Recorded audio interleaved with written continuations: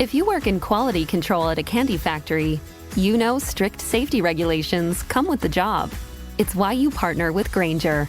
Grainger helps you find the high-quality and compliant products your business needs to inspect, detect, and help correct issues.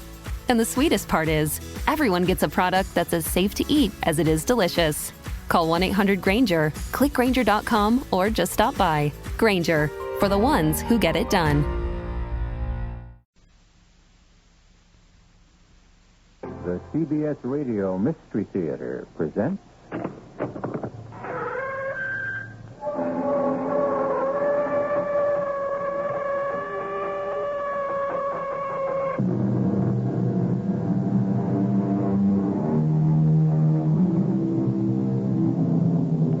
Come in.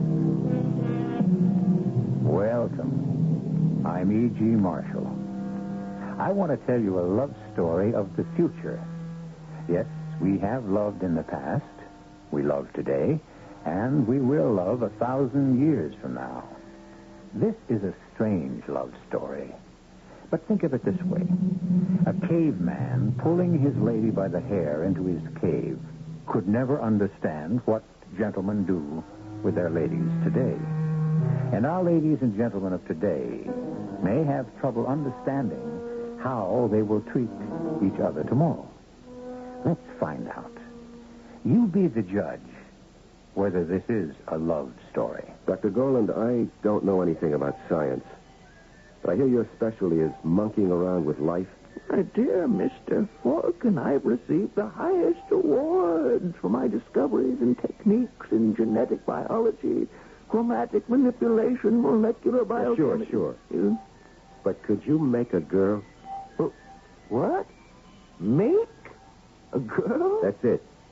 Make a girl. Make a girl who died 10 years ago. Could you make an exact duplicate of a dead girl?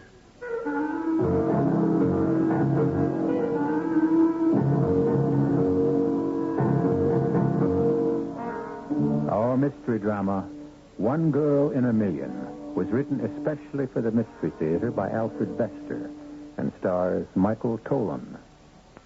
It is sponsored in part by Sign-Off, the Sinus Medicines, and Buick Motor Division. I'll be back shortly with Act One. To the man who bought the Skyhawk, to the girl in the Century, we're glad you like your Buick, glad you set your spirit free. And to the family from Ohio, to the folks up in St. Paul, nice to see you join us, nice to see you all. There I was with my new Buick Skylark, and there he was, just coming out of the store with a new coffee table.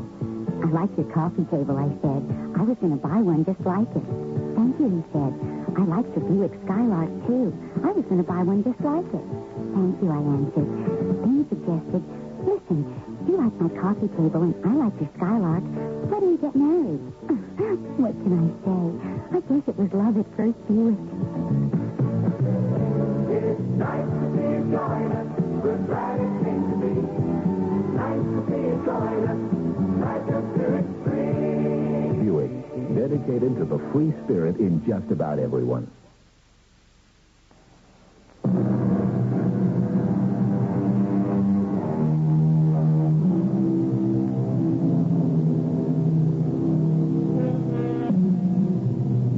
Let me put you in the picture of 1,000 years from now.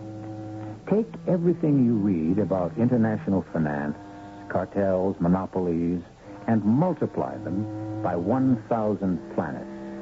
You have a business galaxy of incredible complexity, and the business decisions that must be made by company presidents are very difficult. Gentlemen, Dr. Goland has presented Bruxton Biotics with a problem. He's developed a new technique for molding plastic biotics which can cut our costs by 13% in a highly competitive market. But we'll have to retool, reorganize, and give up 3 months of production while we're regrouping. Is the cost saving worth the expense? I have 50 traffic engineers and cost accountants on our staff, and none of them can find the answer on their slide rules. So, we'll have to hire John Clark. Yeah, John Clark, one of the most remarkable men of our time. Why? Because old Johnny can make decisions with a capital D. It's a complex world these days, but Johnny Clark can make big D decisions, and the odds are 9 out of 10 will be right. You ask any corporation president what he'd pay for that kind of guarantee. The fee, Mr. Bruxton, will be $100,000 plus 1% of the common stock of Bruxton Biotics. Good Lord. It is our standard fee. 1% of... For the guarantee that John Clark's decision has 9 chances out of 10 of being correct. Of course, but... How often are your decisions correct, Mr. Bruxton? Any corporate president is lucky if he's right half the time these days. Which is why John Clark is retained so often. You're John Clark's business manager, Mr. Fisher? I am. You speak for him? Always. We have a complex problem here at Bruxton. Our consultant, Dr. E.T.A. Goland, has made a brilliant discovery. It's a novel technique for molding protoplasm on the DNA level, and we must... Now, you're wasting my time. The problem must be presented to John Clark himself. Now, do you wish to retain him on these stated terms? Yes, I do. We will have all the data ready for him when he arrives. When will that be? Let me see. I have our decision schedule here. Yes, we have one open date for the last of next year. Next year? That's 18 months from now. That's the only open date. But this is urgent. They are all urgent. We can't wait a year and a half. Now, Mr. Broxton, John Clark is scheduled for 3 decisions a week throughout the entire business world. He is booked solid for the next 18 months. And all the clients say the same thing. Urgent. But our case is... Mr. Broxton, here is the list of our appointments. I suggest you look through it. If you know any of our clients or feel you may have clout with any of them, I suggest you try to coax, bully, bribe them into exchanging dates with you. As of now, you're booked for the last of next year. And we will hold you to it. XK-109 to Greta San Domingo. Greta, this is Bruxton calling, and you owe me. I'm collecting. I backed your paper, remember? Now, you damn well better back me, or else everybody's going to know what went on between us in the Orion cluster. I need John Clark real quick. I've got a late date, and you've got an early. I want to swap with you, and no arguments. XK-107 to Logistics, Inc. Bruxton here. On that joint venture we discussed last month, we got nowhere. The hang-up was the differential between real time and event time, which would drop Bruxton Common a point on the exchange. All right, I'll concede it, but I want something in return. It'll cost us, but we can make it up if you'll exchange your session with John Clark for mine. Aldous Fisher to Bruxton Biotics. Your message tells me you have managed to exchange appointments. Information acknowledged. Your appointment with John Clark is now the 1st of next month. I will make final arrangements with you on the last of this week. My appointment must be kept. We leave this planet on the afternoon of that day for our next contract, and very special arrangements must be made for John Clark.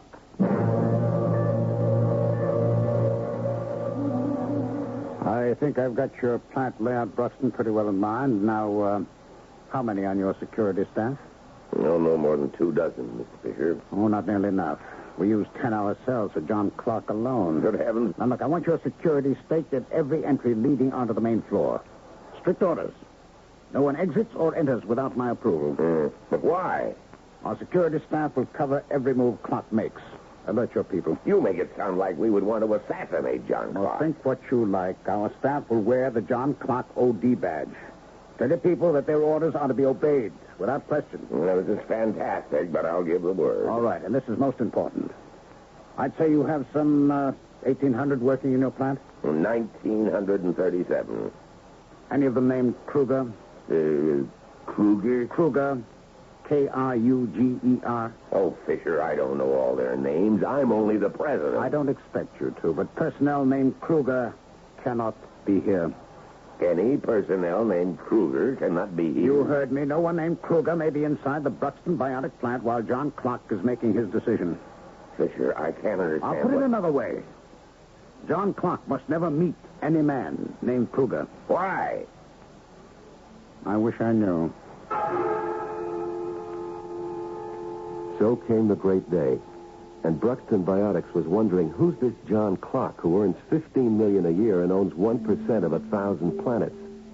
What's he look like? How does he act? Came 11 in the morning. John Clark's personal security force arrived. They checked everything. They gave orders. This had to be closed, that had to be locked, and so on. The orders were obeyed. No one argued with John Clark. Bruxton Biotics held its breath and waited for him. Came noon, and a jet gunned in out of the sky and landed in front of the main gate. The hatch of the jet slid open. Two rough, tough guards stepped out and cased the scene carefully. Clark's security chief signaled okay. Out of the jet came some real pretty secretaries. Then a kind of thin clerk with papers and tapes clutched in his hands, looking tired and overworked. After him came a tall man who looked and walked and acted like a sort of kindly king. You could love him and trust him, and it was a pleasure to have 1% of yourself owned by him. Only when old man Bruxton jumped up to greet him in his office, it was the beat-out, overworked clerk who said, "Excuse the deceit, Mr. Bruxton. I'm John Clark." You're John Clark? Yes, Mr. Bruxton. The other man's only a decoy. You know, an image for the media and the public. I think I understand. May we get down to business? Where's your data? Oh, here, Mr. Clark, on my desk. Thank you. Would you mind if I used your desk? Oh, not at all, sir. Will you please? Take my desk, by all means. You're very kind, thank you. Now, let's have a look at the Bruxton problem. I see. Very interesting. Notes, Miss Simpson. Ready, Mr. Clark. The maximum truncation error of the interpolate F from neglecting each order of difference is less than 0.5 in the unit of the n figure of the tabular function. Noted, Mr. Clark. Give me the replacement value of delta. If delta squared is replaced by delta equals 0.184, the corresponding limit for delta to the fourth power is raised to 1,000. Raised to 1,000. Yes, Mr. Clark. That complicates the decision because round the interpolating factor b to 4 decimals, the required value is the tabular value opposite the interval in which b lies. Mr. Bruxton, I've absorbed your data. My congratulations to your Dr. Goland. He's made a most brilliant discovery. Then you've decided that Bruxton Biotics should use it? I don't know yet. Now I must visit your plant. Visit the plant, of course, but why? To get the feel of your personnel, Mr. Bruxton. That's a significant factor involved in many decisions. I must know how they'll react to a program change. Yes, I understand. Then may we have a tour? This gentleman will be John Clark, and I, of course, will be his clerk, introducing your people to him. You won't give the secret away? Oh, no, certainly not. Well, then let's absorb the final nuance involved in the decision. This is Lanny Herman, Mr. Clark, a biomechanic who loves her job and would love to meet you. And this is Dan Falk, a colorimetrician who thinks that color is the answer to everything and wants your opinion.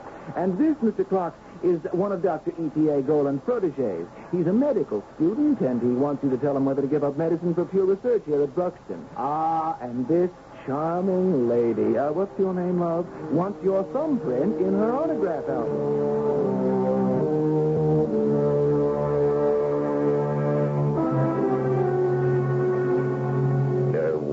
Mr. Clark? Give him time. He's absorbing. But Fisher... I said give him time. You'll hear the decision when it comes. Well, can I talk to him? You've paid for it. Yeah. Mr. Clark, yes or no? Yes. Back Goland's discovery. Your profit margin will drop to 0 in the first year, but you'll outstrip the competition by 9% in the next. However, you may have to fight patent litigation. I suggest a raise in salary for your staff to keep them loyal to you in court. Thank you, Mr. Clark. You give me more than I bargained for. I'm the chairman of the Migration Authority, you know, and if I can return the favor by helping your itinerary in any way... Are we finished, Aldous? Finished, John. Then thank you and goodbye, Mr. Bruxton. No, I'll see you out, Mr. Clark. I'm honored. Oh, thank you, but I'm not John Clark anymore. I'm just the bookkeeper introducing your people to the great man. Fisher insists that we maintain the image. Mr. Clark, this is Pete Fine, who wants your vibes on his tape recorder. Now, don't hold Mr. Clark up, folks. He's got to get into the chopper. And this is Daisy Scrim with her wire flash, and she wants to know if you've got a favorite profile. Please, folks, Mr. Clark has got to get off the planet this afternoon. And this is, what's your name, sir? Mr. Clark likes to know people's names. What? What? Kruger? Kruger, you murderers. I've been waiting for this. I've been hunting you for 10 years.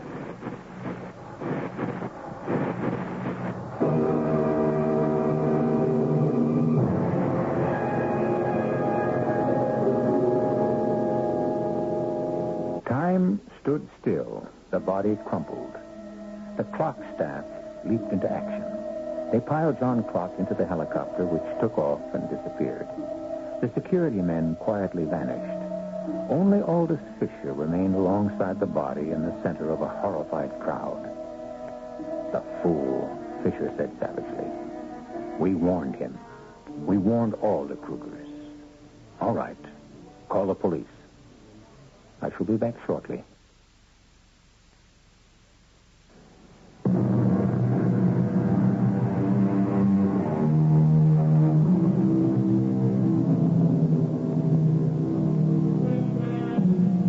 That was John Clark's sixth murder in 6 years, and it cost exactly $1 million to fix. The other 5 had cost the same. Half the amount went to the family of the murdered man, half went to a man desperate enough to substitute for the killer. There were 6 of them, languishing in various penitentiaries and asylums, enduring penal punishment or psychiatric torture. Their bank accounts, or their loved ones, $500,000 richer. I used the word desperate. So was Aldous Fisher as he consulted with the John Clark staff in the Hotel Alcor Splendide en route to the next planetary contract. 6 killings in 6 years, Miss Simpson. We can't keep it quiet much longer. Sooner or later, somebody's going to put it all together and ask why John Clark always hires crazy clerks. What's the matter with him anyway, Mr. Fish? Oh, no, Simpson. He's got a Kruger fixation. He meets a man named Kruger, any man named Kruger. He screams, he curses, he kills. Don't ask me why. Something buried his past. A woman named Kruger? Oh, never. Always a man. Have you ever asked him? How can I? It's like an epileptic fit. He never knows it's happened. You'll see. When he wakes up, he'll come in here as innocent as a baby. Take him to a psychoanalyst. I'll tell a question. Why? You're new on the staff, Ms. Simpson. You don't understand. All right, Mr. Fisher. Make me understand. I'll do it with an analogy. Back in the 20th century, people played cards with 52 cards in the deck. Those were simple times. I read about that. But today, everything's more complex. We're playing with 5,200 cards in the deck. So, what's the moral? A mind can figure 52 cards. It can make decisions on that total. I had it easy in the old days. But no mind is big enough to figure 5,200. No mind except clocks. We've got computers. And they're perfect when only cards are involved. But when you have to figure 5,200 card players, too. Their likes, dislikes, motives, ambitions, so on. What clock calls the nuances. Then clock can do what a computer can't do. He's unique. The psychoanalysis might destroy that. How? Because it's an unconscious process in Clark. He doesn't know how, why he does it. If he did, his big D decisions would be 100% correct. It's an unconscious process, and for all we know, it may be linked up with the same insanity that makes him murder Krugers. If we get rid of one, we may destroy the other. We can't take the chance. Well, then what do we do? Protect our property. Never forget that for a minute. I've put in too much work on John Clock to let it be destroyed. We protect our property. You know what, Mr. Fisher? I think he needs a friend. Why? Well, he could find out what's bothering him without destroying anything. People talk to their friends. Mr. Clock might talk. We're his friends. No, Mr. Fisher. We're his associates. You're a shrewd girl, Simpson. Has he talked to you? No.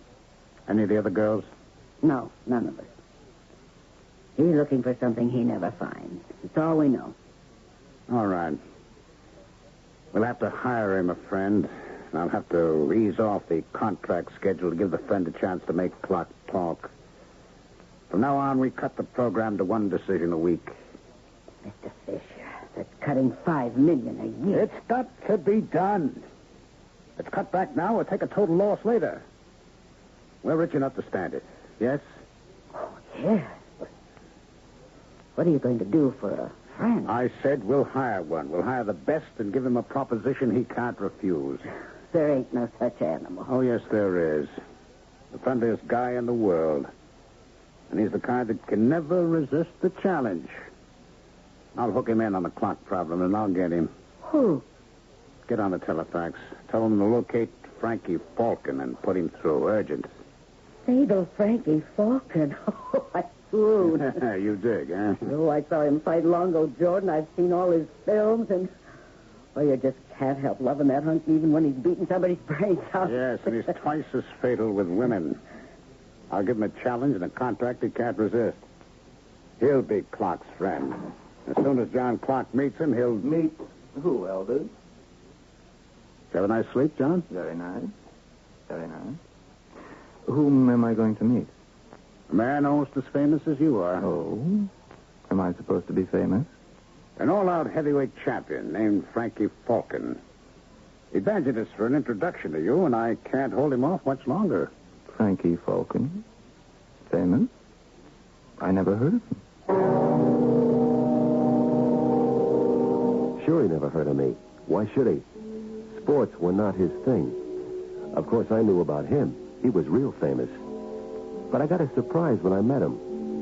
Johnny and I took to each other right off. It was like a flash friendship.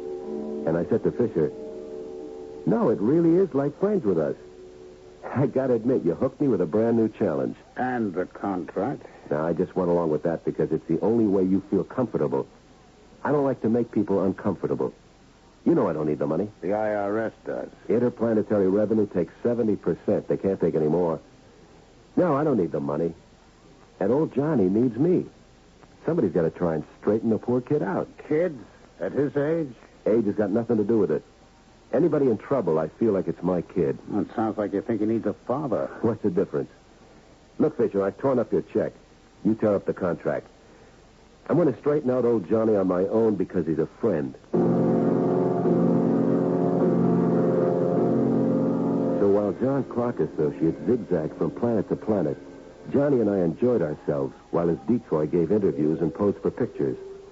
We went off, often as not hitting the night spots, and having a ball, especially on planets where a night lasts 20 hours. But I found out something funny, and I told Fisher in private. I don't know how close you've been watching Johnny, but if you think he's been sleeping every night safe in his little trundle, you better switch notions. How's that? Old Johnny, he's been sneaking out nights when you thought he was getting his brain rest. The devil. How do you know? By his reputation. They know him everywhere. They know old Johnny in every bistro from here to Orion. And they know him in the worst way. By name? By nickname. Wasteland, they call him. Wasteland? Uh-huh, Mr. Devastation. He runs through women like a prairie fire. You don't know this? No. How? Well, like we go into a club. Johnny cases the joint, table by table, looking over the women, looking for a type that interests him. Yeah? If there's a show, he cases the chorus, looking for a type. The same? Yep. And if he locates one... Now, wait a minute. Always the same type? Yep. A girl with jet hair and inky eyes and very white skin. And then the trouble starts. What trouble? He moves in on the girl and makes a pass that any cop would call assault with intent to kill. Clock? Oh, no, that's impossible. I'm sorry, Fisher, he does. Me, I've been around, but I'm scared by it. I never saw such a hasty man. And so violent. What happens? Nothing. That's the crazy part. Absolutely nothing. That's why you get no complaints from the cops. But the women... Well, some girls fight, others want to give in.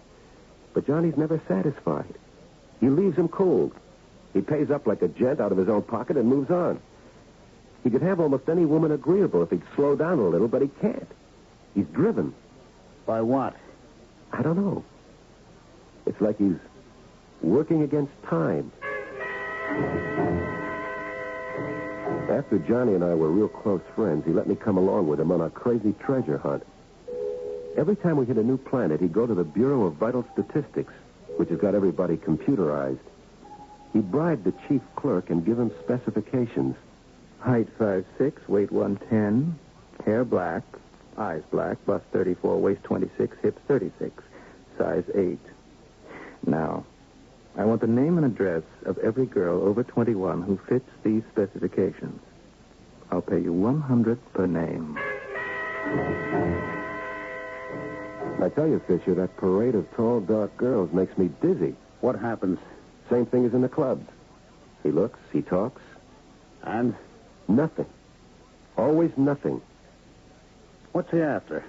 Well, I got it figured out this much. He's looking for a special, particular girl, and nobody comes up to his specifications. A girl named Kruger? I don't know if the Kruger business comes into it. Is he hard to please? Well, I'll tell you. Some of these girls, me, I'd call them sensational. But he don't pay any mind to them. He just looks and moves on. Others, real crows, practically. He jumps. What is it? I think it's a kind of test. Something to make the girls react hard and natural-like. It ain't passion with Johnny. It's a cold-blooded trick so he can watch her. Well, what's he looking for? I don't know yet, but I'm going to find out. I got a little trap I'm going to spring at the fight arena tonight. A trap that may give us some answers.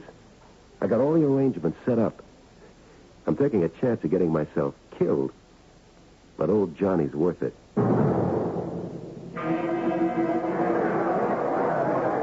I think it's ugly, Frank. Yeah, me too. You gotta be pretty sick to like the sight of a couple of juiced-up gorillas tearing each other to pieces. Juice? Sure. You don't think those nice, peaceful animals would clobber each other like that naturally, do you? They shoot them with adrenaline hormones. Ooh, disgusting. I'm glad we left. Yeah. When I was champ, they offered me a fight once with one of them poor animals. They promised to cut down the shots to make it easy for me. I told them that it's... Hey, Frankie, good old fatal Frankie. Hey, don't you remember me? Well, I guess I should, friend. I'm Blooper Davis. Remember, we were raised in the old precinct. Don't you remember, Frankie? I was always queer for ice bloops, and that's how I got the name, remember? Blooper. Hey, sure enough. Hey, it's been a long time since the old precinct. Hey, wait a minute. It was Blooper Davidoff then, wasn't it? Sure. And you was Frankie Kruger then. What? We'd like to make our names commercial. Kruger? That's right, Johnny. I had to change my name for the fight game. You filthy murdering rat. I've been waiting for this. I've been waiting 10 years. Frankie, you never told me there was no... I'm all right, Blooper. Beat it, quick. I got it. Yeah. Kruger. All right, I'm Kruger, Mr. Clark. Kruger's the name. So what? What are you going to do about it? Killer. Filthy killer, I'll rip you to pieces. Don't try to fight me, Mr. Clark. I got you pinned and outweighed, and I'm a pro. Why me, Mr. Clark? Why Frankie Kruger? What did I ever do to you 10 years ago?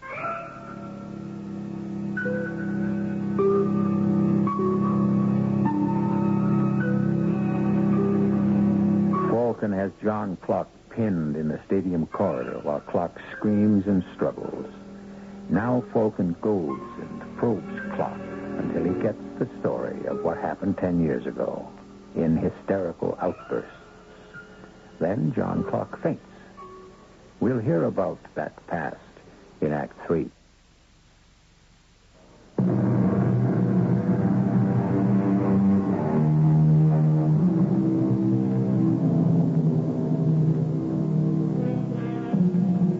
Frank Mickey Falcon slings the unconscious John Clark over his shoulder and carries him back to the hotel. There he puts him to bed, and then goes out to report to Aldous Fisher and the Clark staff. He shows them the laser pistol with which Clark tried to murder him, and describes the trap he'd set with the aid of Blooper Davis. He tells them about Clark's insane response, and then goes on to explain the source of the insanity. Poor old Johnny was in love with a girl named Seema Morgan, and she was in love with him. It was big, romantic stuff. They were going to be married. And then Seema Morgan got killed by a guy named Kruger. Kruger? So that's the connection. How'd he kill her? This Kruger was a drunk think. He had a bad flying record. They took his license away, but that didn't make any difference to Kruger's kind of money. He bribed the dealer and bought a jet without a license. What money can't do. One day he buzzed a school just for the hell of it. His jets blasted the roof and killed 3 kids and a teacher. This was back on Earth in a town called Berlin. Good Lord. They never got Kruger. He started planet hopping, and he's still loose. The family sends him money. The cops can't find him. Clark's gunning for him because the school teacher was his girl, Seema Morgan. How long ago was this? Near as I can figure from what Johnny poured out, 10 years, 8 months. And 10 years ago, Clark first showed he could make decisions. Big D decisions. Up to then, he was a nobody, just another computer programmer. And then came the event. Not an event, a tragedy, Mr. Fisher. All right, then came the tragedy, and with it the hysteria. And the genius. Don't tell me that one didn't produce the other. Nobody can tell you anything, Fisher. All right, so he kills Kruger over and over again, right? Revenge, fixation. What about the girls in the wasteland business? You ever hear the expression, one girl in a million? Oh, who hasn't? But if your girl was 1 in a million, that means there could be 9 more like her in a city of 10 million. Oh, but that's just a figure of speech, Frank. Sure, man. But old Johnny's working on that idea. He thinks he can find Seema Morgan's duplicate. How?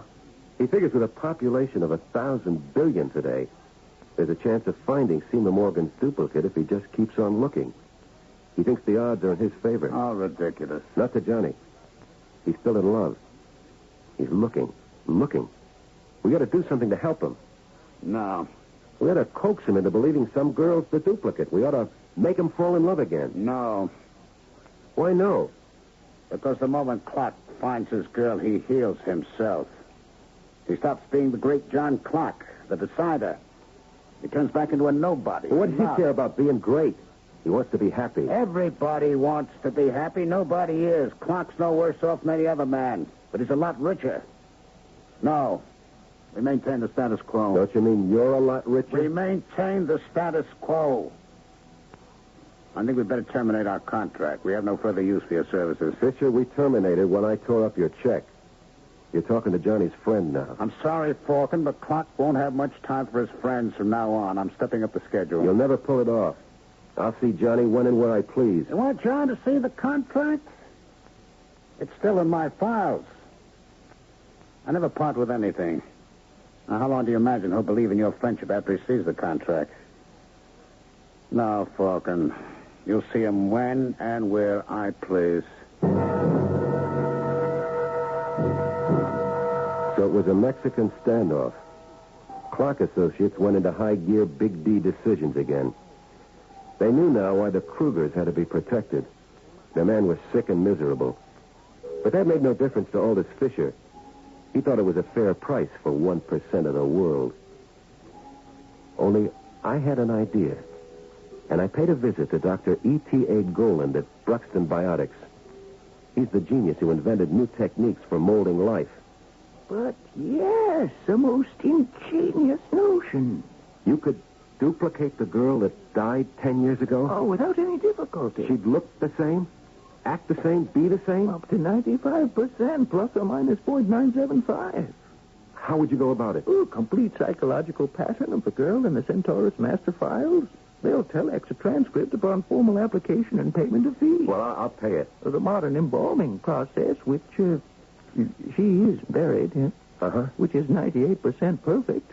From remains and psychological pattern, I reconstruct body and psyche by my molding process. I do it without any difficulty. I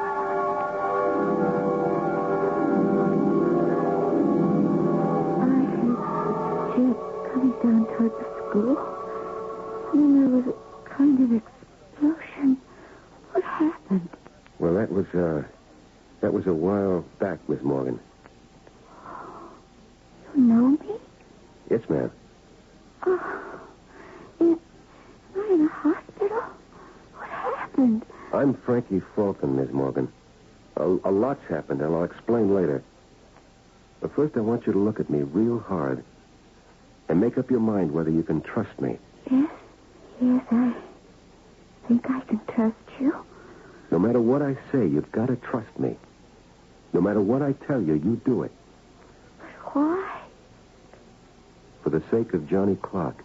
Oh, something's happened to him. What is it? No, not to him, Miss Morgan. To you. Look, be patient. I'll explain. I had it in mind to explain now, but I can't. I'd best wait until tomorrow. Dr. Golden will put you to bed, and you get your rest. I'll see you tomorrow.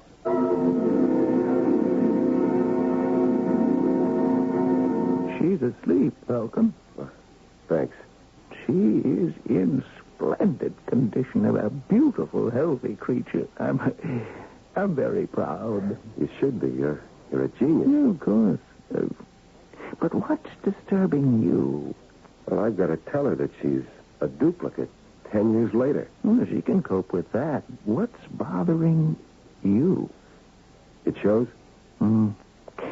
It shows, my friend. I remember that story about the statue that came to life. Pygmalion, yes. Seema was just a statue I wanted to bring back to life for Johnny Clark. And now she's alive again. And she's only for Johnny, only. But when I saw her alive, it's crazy. I saw dozens so much like her when Johnny was on the search for a duplicate. Why did I fall for one of them? What's happening to me? No, we both know, but that is not the question. The question is, what are you going to do? Be a friend to both of them and get them together for the happy ending.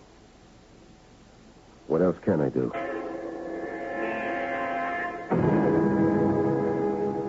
Yeah, and it was the toughest fight of my life on the ship to Ross Alpha, where old Johnny was making Big D decisions.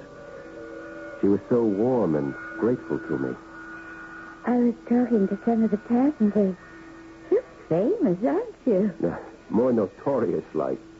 But Johnny's famous. He's the great man. It's all been so sudden. I've been bewildered and so excited that I haven't had a chance to thank you for all you've done for me and my Johnny. I'm beholden to you forever. Forget it. Well, I've got to thank you somehow. Now, forget it. You're on your way to see Johnny again. That's all that matters. Are you going to stand there like an all-out champion? Former. And take a punch from me? Too late. The bell sounded. I fight dirty. Here's a grateful punch on the mouth. No, Seema. Stop it. Please, you don't know what you're doing. Look, you're so crazy happy at the idea of being with your Johnny again. No, please, save your punches for him.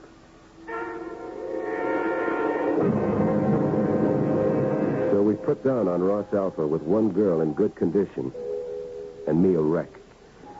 And damned if I wasn't met by Aldous Fisher and old man Bruxton, who was chairman of the Migration Authority. Mr. Falcon, it has been brought to my attention by Mr. Fisher that you have arrived here on Ross Alpha accompanied by a young woman. Yeah. She's in the powder lounge getting prettied up for a fella. She is of illegal status. Oh? How would Mr. Fisher know? You fool. I've had you followed ever since you left. Why? The contract was canceled. Did you think I would let it go at that? Mr. Fisher informs me that the young woman with you is traveling under an assumed name. Her migration papers are fraudulent. How fraudulent? She's Seema Morgan. Her papers say she's Seema Morgan. Seema Morgan died 11 years ago. The woman with you can't be Seema Morgan. And until the question of her identity can be resolved, she will not be permitted entry. I'll have documentation on Seema Morgan's death telex within a week, Falcon. Oh, you don't know it, but you're making it easy for me, Fisher. The one thing in the world I'd like most is to get her out of here and never let Johnny see her and never let her see him. I'm so crazy to keep her for myself that... Look, withdraw your charge, Fisher. No. You can't keep them apart. Not this way. Suppose she's interned. Who's the first man I subpoenaed to establish her identity? John Clark. Who's the first man I called to come and see her? John Clark. You think you could stop him? I'll show him that contract. I'm showing... Go ahead and show it to him. He wants his girl, not me. Withdraw your charge, Fisher. Stop fighting. You've lost your meal ticket. I took Seema to the Ross Splendide Hotel, checked her into a suite, and went looking for Johnny Clark. First stop, the Bureau of Vital Statistics. And there he was, giving specs as usual. I want the name and address of every girl over 21 who fits the specifications I've just given you. I'll pay you $100 per name. Hey, Johnny. Frankie. Frankie, where have you been? Why didn't you let me know you were coming? How long can you stay? I've missed you. Never mind that, Johnny. Later. Right now, I got a tip for you. Huh? Coming over on the ship, I met a girl who kind of could fit your specs. Oh? She's got a kind of half lisp. Yes? And a funny way of tilting her head when she talks. She does. Only she's not girly like most. She's more spunky-like. Where is she? She's putting up at the Ross Splendide. Oh, I've got to see her, Frankie. I've got to. She sounds exactly... Can I see her? Sure, nothing easier. Come on, I'll lead the way.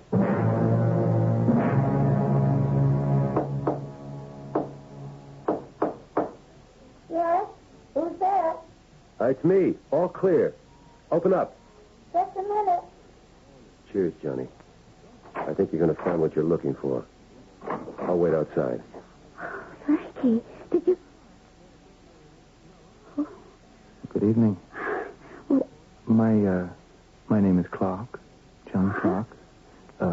My friend Frank Falcon told me about you. You met coming over on the ship? No.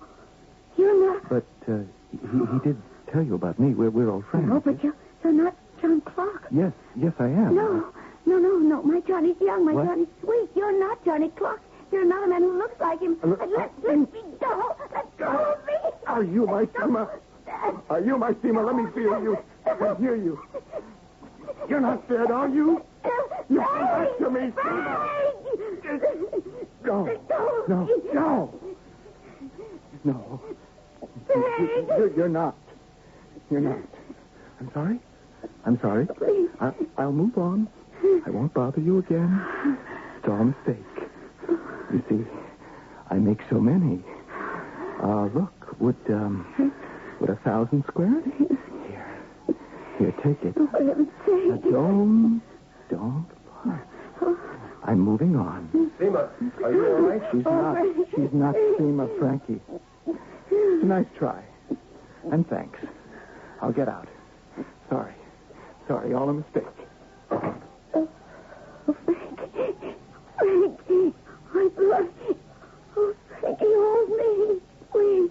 Hold me. I'm lost. I've got nobody but you. No, you've got me, Seema. It's all right, love. The world's passed you by, you and your Johnny. But you've got me.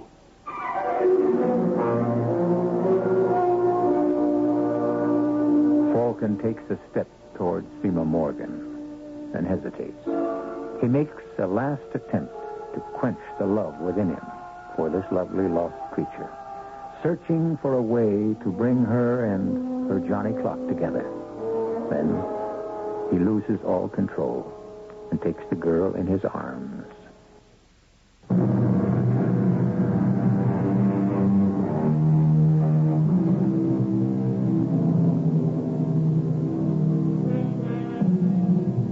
As he held the weeping girl in his arms, Frank Falcon thought, she doesn't know what she's doing.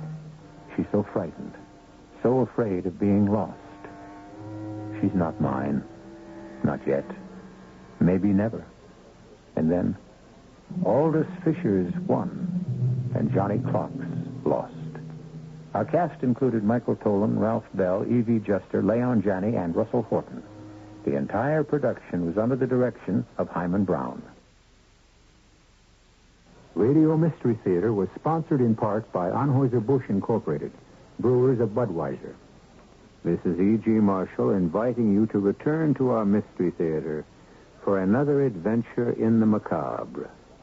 Until next time, pleasant dreams.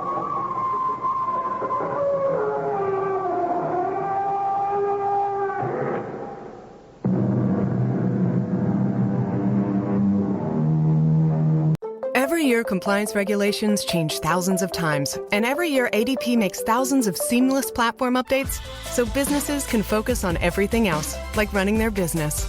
Grow stronger with ADP, HR, talent, time, and payroll. Hello, it is Ryan, and I was on a flight the other day playing one of my favorite social spin slot games on ChumbaCasino.com. I looked over at the person sitting next to me, and you know what they were doing? They were also playing Chumba Casino. Coincidence? I think not. Everybody's loving having fun with it. Chumba Casino is home to hundreds of casino-style games that you can play for free anytime, anywhere, even at 30,000 feet. So sign up now at ChumbaCasino.com to claim your free welcome bonus. That's ChumbaCasino.com and live the Chumba life. No purchase necessary. VGW. Void where prohibited by law. See terms and conditions. 18+.